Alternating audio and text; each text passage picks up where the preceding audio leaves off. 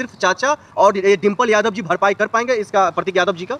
देखिए, अभी चाचा जी को तो इसलिए समझ में आ गया है क्योंकि वो ये समझ चुके हैं एक मजे हुए राजनेता के तौर पर कि अगर आप साथ देंगे तो शायद आप कहीं एग्जिस्ट कर पाएंगे, और अगर आप साथ नहीं देंगे तो जैसे देश के अंदर बाकी लोगों की हत्याएं हुई हैं और चीज़ें छुपी हुई नहीं रहती हैं, चीज़ें कहीं ना कहीं खुल करके बाहर आ जाती है, किस तरीके से किस व्यक्ति की हत्या हुई, क्यों हुई, किस लिए हुई, किसने की और वो क्यों एग्री हुआ, ये सारी चीज़ें परत दर परत खुलकर बाहर आ जाती हैं। केवल राजनीतिक रूप से अगर आप थोड़े से सजग हैं तो हर चीज़ आपको पता चल जाती है। तो फिर ऐसे में क्या थाना का रुख नहीं करना चाहिए, थाने का रुख नहीं करना चाहिए? एसटीएफ जो उत्तर प्रदेश में कहा जाता है वो बहुत ही अच्छे स्तर से कामकाज कर रही है, क्या एसटीएफ का सहारा नहीं लेना चाहिए? अगर उससे भी नहीं होता तो सीबीआई का सहारा नहीं लेना चाहिए? देखिए, हमारे देश के अंदर जांच एजेंसियों का तो ऐसा मजाक बना दिया गया है।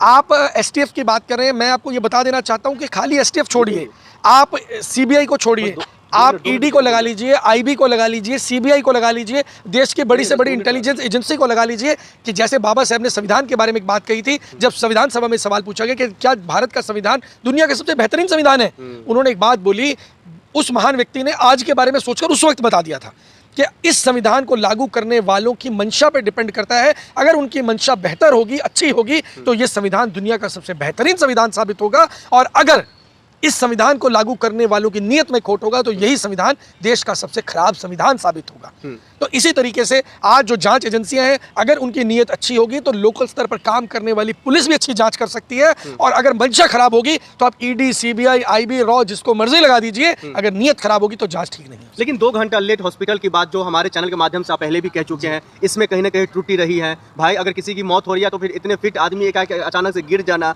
पत्नी की मौजूदगी नहीं होना, असम में वो जो है चुनावी प्रक्रिया के तहत वहाँ पर वो कामकाज करना, ये तमाम चीज़ें काफ़ी जो है ये कड़ी जो है ये सुलझ नहीं रही है। देखिए, बात वही है, मैं फिर कहना चाहूँगा, अखिलेश जी ने जैसा बताया, जांच हो और जांच सही मंशा से भी हो। अब समस्या क्या है, यहाँ जांच सही मंशा से तो बहुत दूर की बात है, जांच भी नहीं हो पा रही है। सही ढंग से जांच होना बहुत ज़रूरी है। और कल बात जैसा आपने बोला, अभी सही बताया कि कल किसी की भी हत्या हो सकती है, और ये देश इनकलाब जिंदाबाद कहने वालों का देश है, शहीद आजम भगत सिंह का देश है।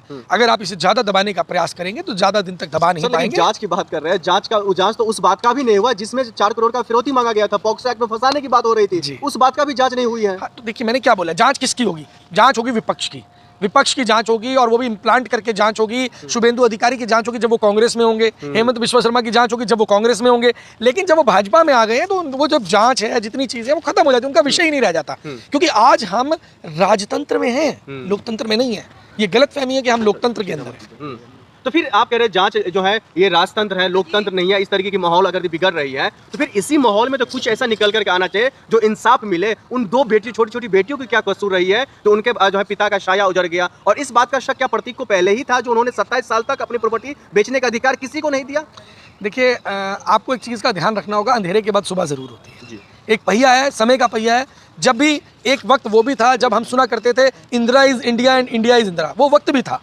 और आज भी हमने, जब हम मोदी जी के बारे में ये बातें जांच करने की बात करें, हमने 16-17 के अंदर हमारी आंखें खुल गई थी। कुछ लोगों की 18 में खुल गई, कुछ लोगों की 2020 में खुल गई, कुछ लोगों की 2024 में खुल गई, और कुछ लोगों की तो अभी भी नहीं खुलेगी।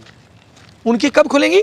जब उनके निजी तौर पर उनके ऊपर अत्याचार होगा। अभी तो पेट्रोल का रेट बढ़ना शुरू हुआ, वो कह रहे हैं 500 रुपए लीटर भी डलवा लेंगे। अरे जिनके पास हराम का पैसा है वो डलवा लेंगे भाई, जिनकी मेहनत का पैसा है, जो दिन रात एक करके गरीब मेहनत करता है, जो सारा दिन 12 घंटे की दिहाड़ी करके पैसा करता है, ओवर टाइम करके पैसा कमाता है, उसके पास हराम का पैसा नहीं है।